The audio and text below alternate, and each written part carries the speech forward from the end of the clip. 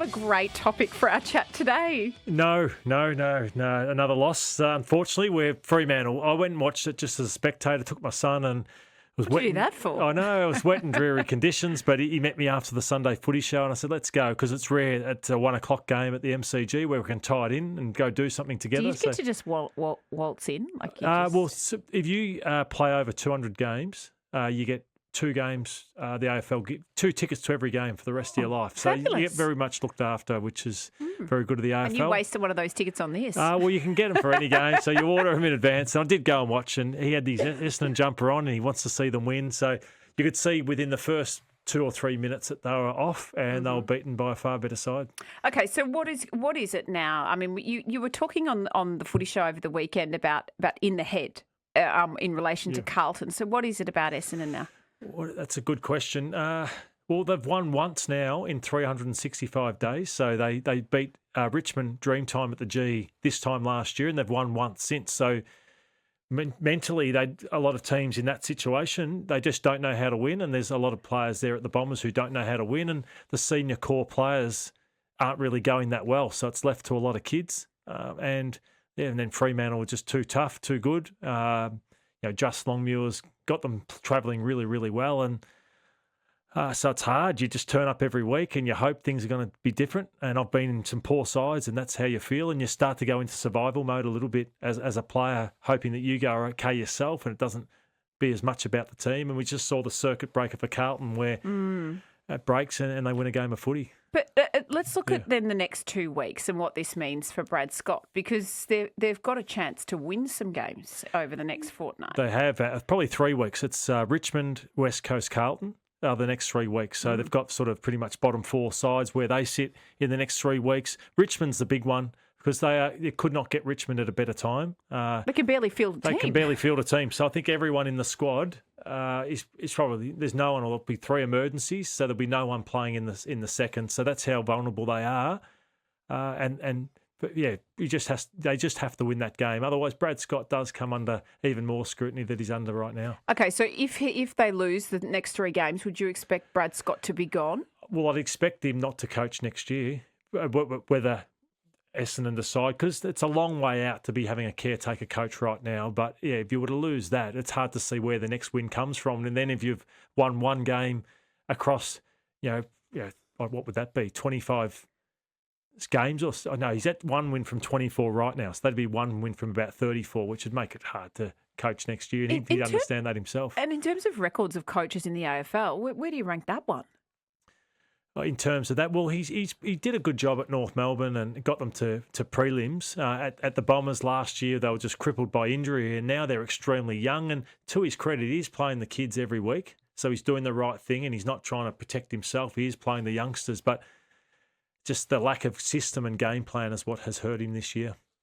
Well, do you ever sit there at night and do you lie in your bed and do you go, I'm going to have to coach them, I've got to fix it? Oh, no, because I realise how difficult it is. So I'm not one of those guys who just thinks that I could do any better. Obviously, I have observations of what I see, but coach at a far, far lower level, and the work it takes is massive. So I do admire all 18 coaches who put their heads up, and it's a tough job. Your number's going to come up at some time. That's how difficult the job is. So what do you say to Essendon supporters then? I marvel and thank them for the support, because the weekend was the lowest crowd there's been since, I think, the early 90s. Really? Yeah, so it's early, I think it might have been 1990, early 90, but before 93, I think it was. So it's the lowest crowd. Brad Scott will say it's because of the weather, which would have attributed to it. But it is the way the football is being played that I think Bomber fans are getting very frustrated and tired of the way they're performing. So what's the first thing you'd do? Well, you'd get the senior core players in. Zach Merritt, I brought it up a while back. Should they have let him go? Because I don't think that's gone that well for the club. Zach Merritt, he's been okay, hasn't been great, but Durham, Caldwell. So the core senior players haven't performed, and it's really hurt the Bombers as well. So that's where you'd start. Okay. Let's talk about some other things as well. Now, I was listening to you on Friday Night Footy here on 3W, and you were having a rather heated conversation with Sam McClure about the future of Tasmania and his reportage around the Tasmanian stadium. So for you, do they need a stadium with a roof? And this Sam's reporting is the fact that the cost is going to blow out so much. It's going to impact the whole league, essentially. Yeah, so Sam's been across this story more than anyone, and he's pretty much saying that the blowout in costing for this stadium is sort of more like $700 million over. Yeah, but I wouldn't be surprised by that, looking at the way government contracts go. That's right. So then he's saying it's going to come on to, your KO subscriptions will go up, your memberships will go up, your prices, just to try and help fund that. So he's pretty much saying that the AFL board said that if there's no stadium with a roof, there's no team, and that doesn't look like happening right now.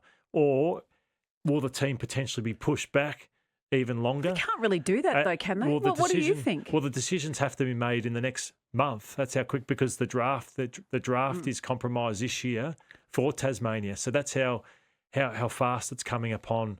But it's not looking great right now, as much as other people want to slam Sam with his views. We love Sam. I know. He's just speaking the facts, and it is a bit of a concern what's going on. We were just talking in the break about Richmond and their injury crisis. It's sort of every week you wonder who's going to fall next. And at the moment now, I think it's they can't even field an AFL player in a VFL side, right? That's right. They're full. I think there's only 25 players available, so it's 23 who play plus 2 who will be emergencies held over. So the Bombers last year had similar injuries, and suddenly their fitness boss went and they brought in a new team. So I'm not sure how long this guy has been there at Richmond. So he'd be feeling the pressure when you can't field a strong side. They've got so many kids who seem to have broken down, as have some of the older blokes.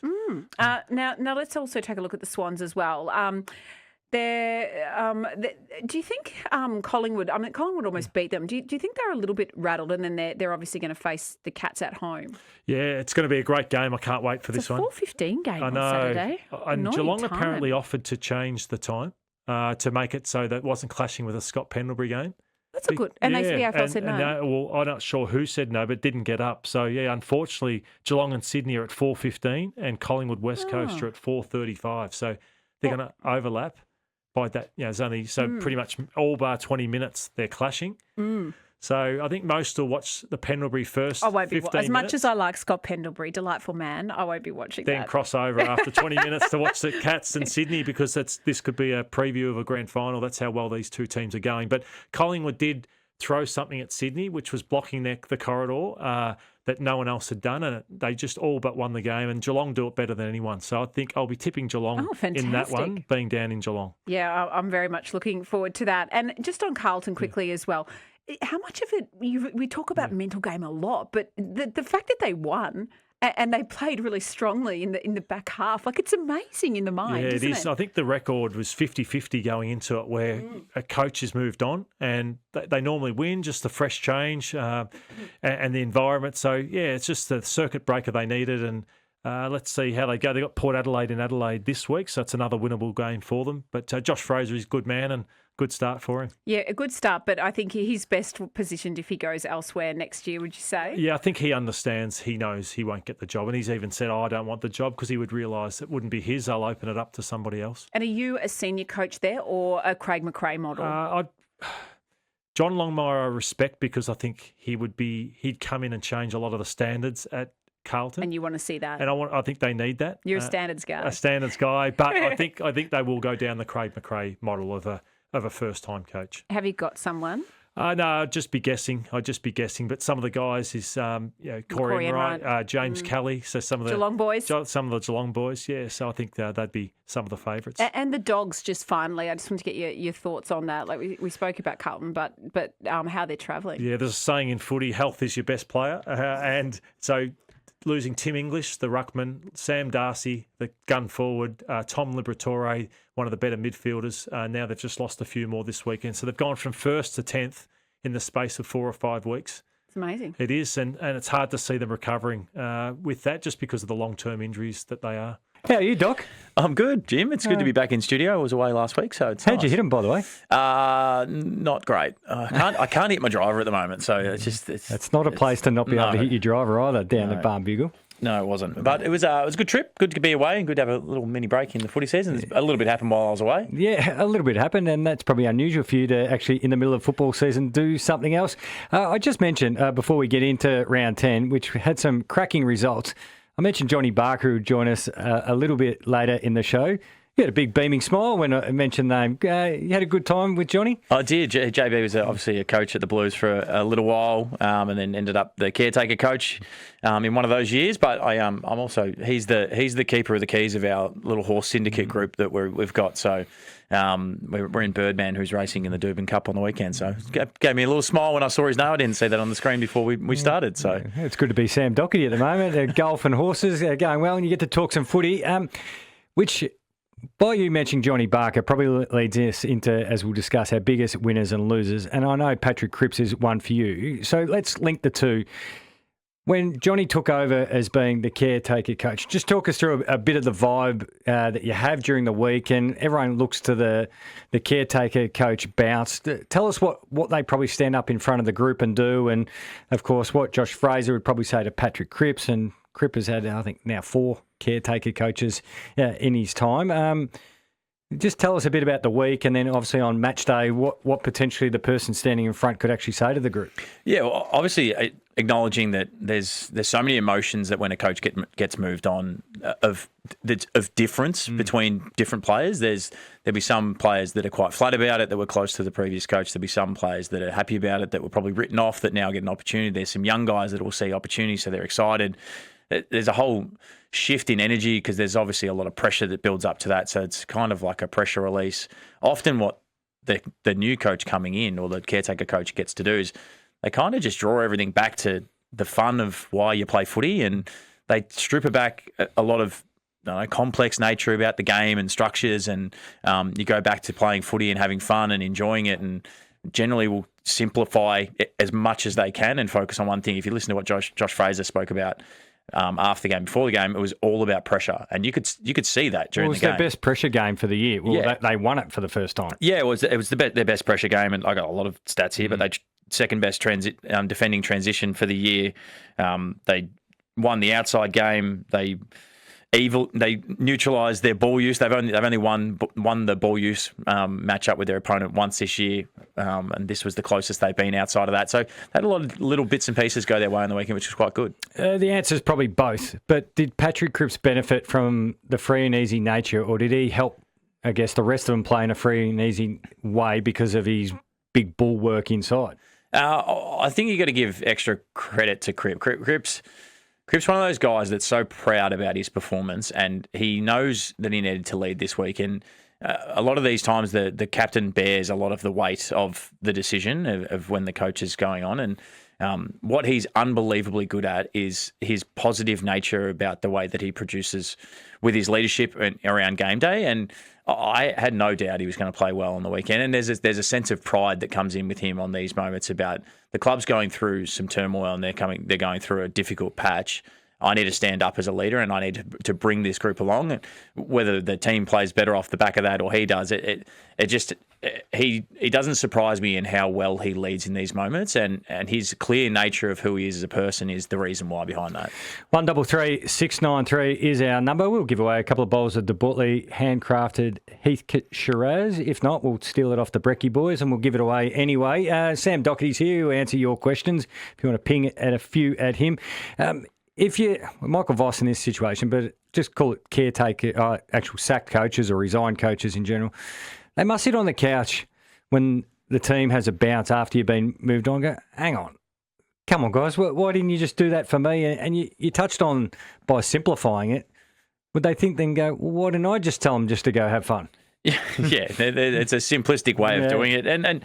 I think there's a mountain of decisions and things that happen in the background that lead up to the moments where the coach gets moved on. And I'm not a coach and I've never been in this situation, but I can draw on when you leave footy, you often look back and see it from another lens, and that sometimes gives you a lot of clarity around things I could have done better, or I'm glad I did this, I should have done that. And on the weekend, I guarantee there's probably thoughts going through his mind around I probably should have thought about doing that or this or this. So if I look back to when we were under most pressure as a club last time, was when we made the prelim. In the middle of that year, we were going really poorly. What we went to at this time of year is we went solely on pressure. That's what we focused on. We built our whole game, our whole training, everything around how can we put pressure on the ball. And there's a lot of minutiae in the background around how to do that. But in the simplistic version, that's what we went to, and that's how we got the uplift in the back half of that year. We've got a couple of calls that have come in. You can join them, 133 693, and we'll ask Doc about the Dogs as well. But let's get to Paul. Good evening, Paul. Yeah, good evening, Jimmy and Sam. How you going? Great, thanks, Paul.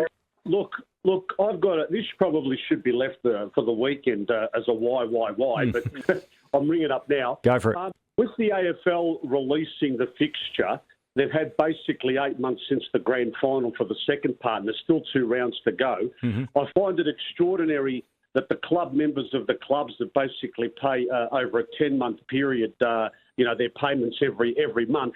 How can they organise holidays or pretty much events if they basically have to go to when there's not, you virtually can't book anything pretty much up to basically the start of September as far as the times are concerned and everything, because that just throws the whole thing. And you can't really, give money back to the club won't basically credit you for something that you're having a clash with if something does come up or if you want to organise something. This needs to be organised, I think, probably maybe before the end of last year for the future. What do you guys think? Yeah, Paul.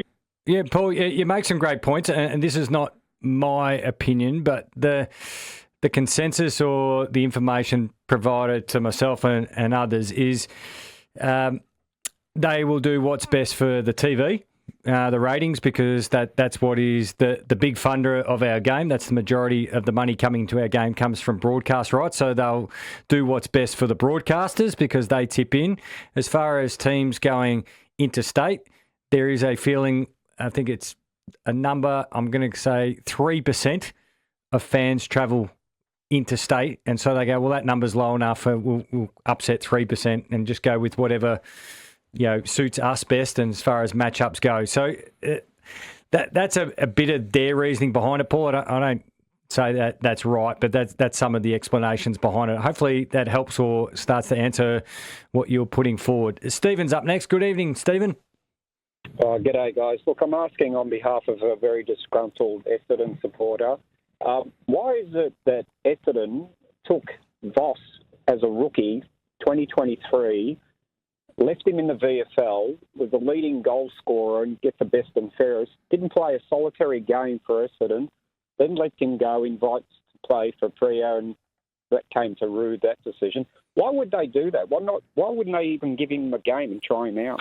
Yeah, I'm not sure what happened in the background there at Essendon, but they thought he wasn't good for them or the right fit for them, and maybe Freo is the best fit for Patrick Voss as well. When you've got Josh Tracy, Amos, Jackson drifting forward, you've got Brayshaw, Sarong kicking the ball into the forward line. He's thriving over there, and maybe the second chance or where he landed under Justin Longmuir might be best for him, but I can understand why a lot of Essendon fans are scratching their head. How do you see it? Yeah, I'm the same. There's also a level of development. Some guys just develop later, and you see that across, especially the key position guys. Sometimes they can get into the system and not look very good at all in their first 2 to 3 years, and then kind of make a really big bounce once their body shape and size changes. And again, I'm not too familiar with the background of the Voss story early, but I can see the frustration of seeing someone let go and then being in another team and then coming back and playing against your team and playing really well. And I've got some more bad news for you, Stephen.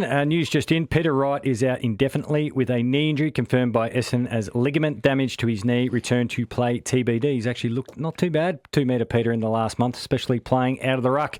Speaking of injuries and injury ravage, the Bulldogs, is it more than injuries or is it also some form and some structure, or is they've got one injury too many to get anything going? It's a mixture of both. I probably lean to their system is hurting them as well. They're a team that early on in the season, when they were flying, they were very dependent on sort of clearance and territory dominance. And if you look at a couple of reasons for that, it protected their backline, and now that they've lost Tim English, Tom Liberatore, and they've had injuries all throughout their midfield, they're not dominating that facet of the game as much, which is then exposing their backline to 2 things.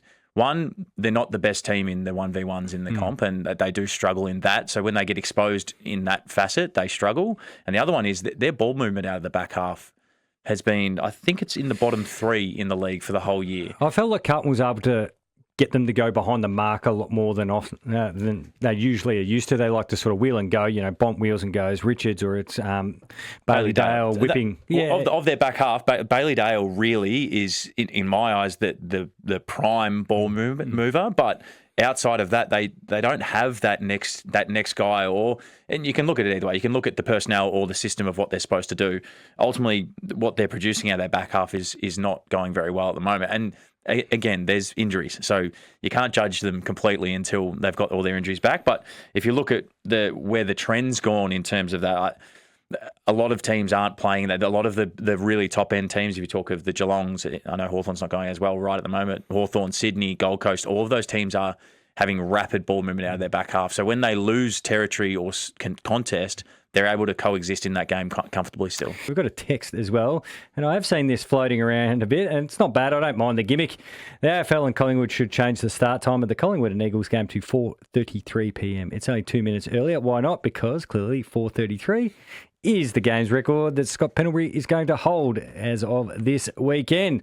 Nice and clever. We mentioned the Demons before the break, Doc.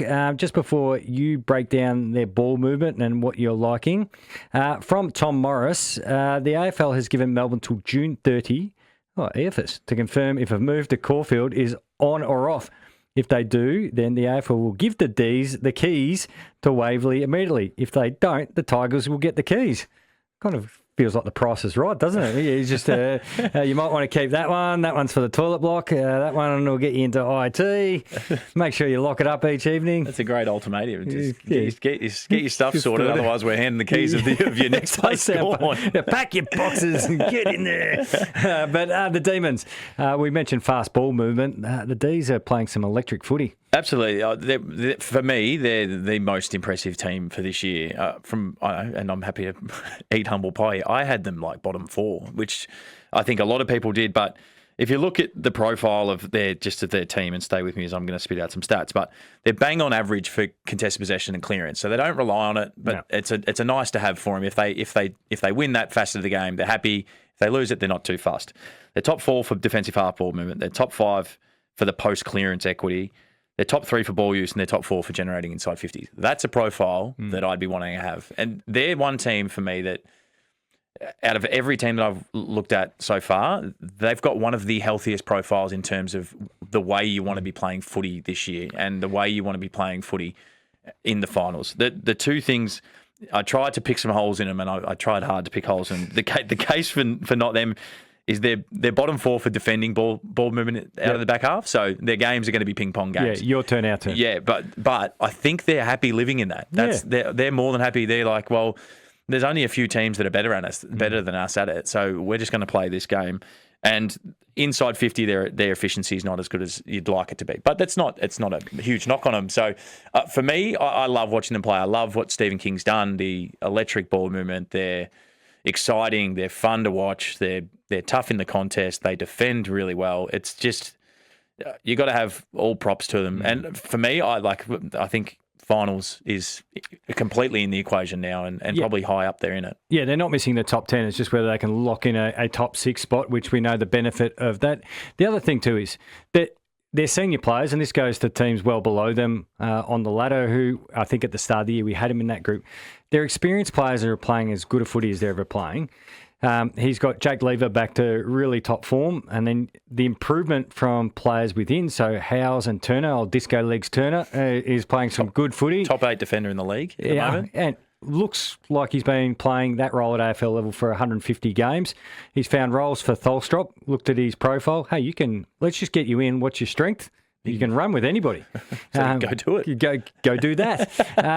The excitement, but also they've got a guy in his absolute prime. So a lot of these sides are battling, that middle-age band bracket, which clubs are screaming out for. Mid-20s, peak of their powers, of course. Cozzy Pickett can swing a game in 3-4 minutes, and you just add around that. So they've got players in form. They've got a good blend of old and new, and plus some players in that really nice bracket. They're pretty well balanced out. They are, and the Cozzy Pickett one, you've got to give a lot of credit to the coaching team as well. As I know that Christian Petrarca's left and opened up that modern day role of the sort of the forward that goes inside and spits forward and has just huge damage on the game. Cozzy Pickett's gone and done that, and he's turned into, as you said, he's been his top 5 player in the league this year.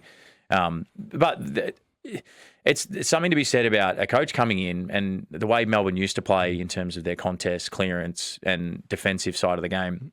He shifted it based off what he thought he had. And he walked in there and he said that I want to play this way and these are the players who are going to support that. And they've just recruited well. They put people in the right spots and he's got the most out of the group that he's got. You've got to have huge admiration for the way that Stephen King's gone in their first year. Yeah, we've run out of time to talk about Geelong because they've got themselves into a great position for the 25th year in a row.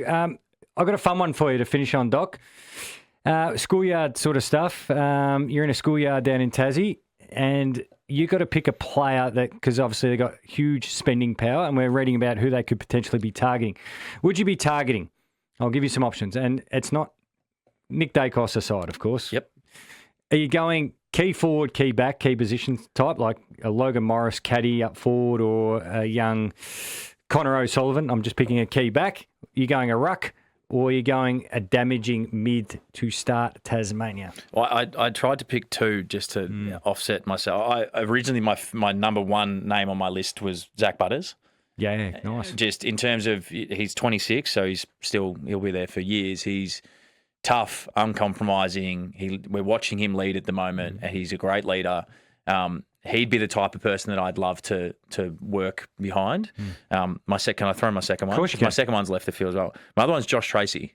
Yes. I 24, like this. 24, key forward, chases, tackles, does all the hard things. If you're talking about a leader for a footy club that's up and coming, that's going to be a great player, and if you're going down in Tassie, you want someone that's going to live. And he just strikes me as a person that would love to be down there and creating a culture of winning habits. So he'd be my second one. Butters and the big kahuna. Yeah. What a mix. Imagine them 2 together. Oh. That's something you want to get behind. The only problem is they might run into each other because they're so aggressive. I love those selections and love having you on every Monday night, Doc. Thanks, Jim. See you next week.